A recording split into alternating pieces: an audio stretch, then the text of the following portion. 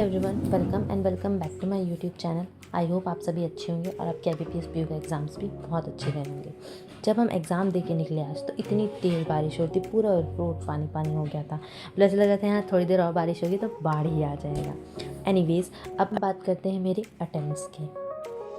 तो मेरे कुछ अटैम्प्ट्स रहे हैं जो इस तरह से हैं। मैंने इंग्लिश में अटैम्प्ट किए 26, क्वांट्स में अटैम्प्ट किए 20 एंड रीजनिंग में अटैम्प्ट किए 30। अगर मैं इंग्लिश की बात करूँ तो इंग्लिश में जो आरसी थी वो थोड़ी सी मुझे डिफ़िकल्ट लेवल में लगी, और उसके बाद जो उसमें पैराजंबल आया था उसका भी सीक्वेंस कुछ मैंने तो ये बनाया है EF, और बीच के दो मतलब CA आता कि AC आता, इसमें मुझे थोड़ा सा कन्फ्यूजन था, मैंने इसलिए ये दोनों नहीं लगाए और लास्ट पे मैंने लगाया है D। तो ये मेरे पैराजंबल का सीक्वेंस था। ये है कि ये आई डोंट नो, इसलिए मैंने ये वाला दो नहीं किया, मैंने नेगेटिव से बचने के लिए इसे छोड़ दिया। उसके बाद मैंने RC किया, एरर डिटेक्शन के दो क्वेश्चंस की, एरर डिटेक्शन के दो ही क्वेश्चंस किए मैंने, हाँ बाकी मैंने दो छोड़ दिए और दो ये छोड़ दिए। उसके बाद जब मैं क्वांट्स की बात करूँ तो क्वांट्स में आई थी 2 DI और एक केसलेट आई थी। फर्स्ट DI तो मैंने आराम से बना ली, जब लेकिन जो सेकंड DI थी जो कि एकदम लास्ट में थी, उस DI में 2021 का मैन्युफैक्चर एंड 2022 का मैन्युफैक्चर डेटा दिया था एंड 20% उसमें प्रॉफिट हो रहा था, ये दिया था। और मैं ये प्रॉफिट वाला पॉइंट स्किप कर गई।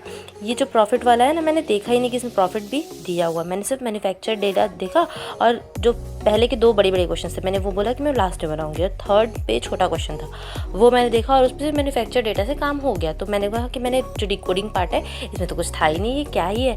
और फिर जब मैं फोर्थ क्वेश्चन पे गई तब उसमें सोल्ड का डेटा था। फिर मैंने कहा सोल्ड का डेटा तो दिख ही नहीं रहा है। फिर मैं 2 मिनट से माथा पच्ची की, फिर मुझे वो समझ ही नहीं आया कि उसमें कहाँ पर दिया है। फिर मैं फिर से अपने जो ग्राफ था वहाँ गई, तब मैंने देखा अरे ऊपर में लिखा है 20% प्रॉफिट।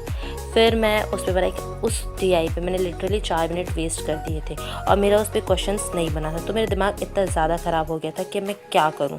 उसके बाद जो अर्थमेटिक बहुत डुएबल आई थी, अच्छी थी, लेकिन एक बार जहां मेरी पेन अटकती है कि यहाँ मैं अटक गई तो मतलब वो सेक्शन तो मेरा ख़राब होना ही है। मुझे बाउंस बैक बहुत मुश्किल से ही बाउंस बैक कर पाती हूँ मैं। तो या उसके बाद जब मैं फर्स्ट अर्थमेटिक पे गई तो वो कुछ P डिनोमिनेटर था जिसमें +2 एंड +3 करना था, तो वो कुछ बन जा रहा था। और उसके बाद इसी P में जब मैं -3 या 5 ऐसा करना था तो कुछ और बन जाता। तो ये था, ये क्वेश्चन था, ये क्वेश्चन से नहीं बना, पता नहीं मैं यहाँ अटकी। फिर मेरा दिमाग एकदम स्टक हो गया, मुझे समझ ही नहीं आया कि मैं क्या करूँ। और फिर मैं ये क्वेश्चन बनाई, मुझसे नहीं बना, दूसरा क्वेश्चन बनाई, मुझसे नहीं बना।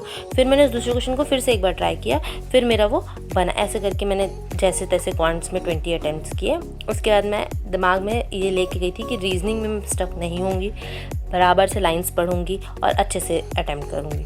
तो या इंग्लिश रीजनिंग में मैंने 30 अटैम्प्ट्स किए। इसमें मैंने वो वाला डेटा बनाया, शायद फ्लैट एंड फ्लो नहीं, फ्लोर था वेरिएबल वाला, वो बनाया था। इनसाइड आउटसाइड वाला है।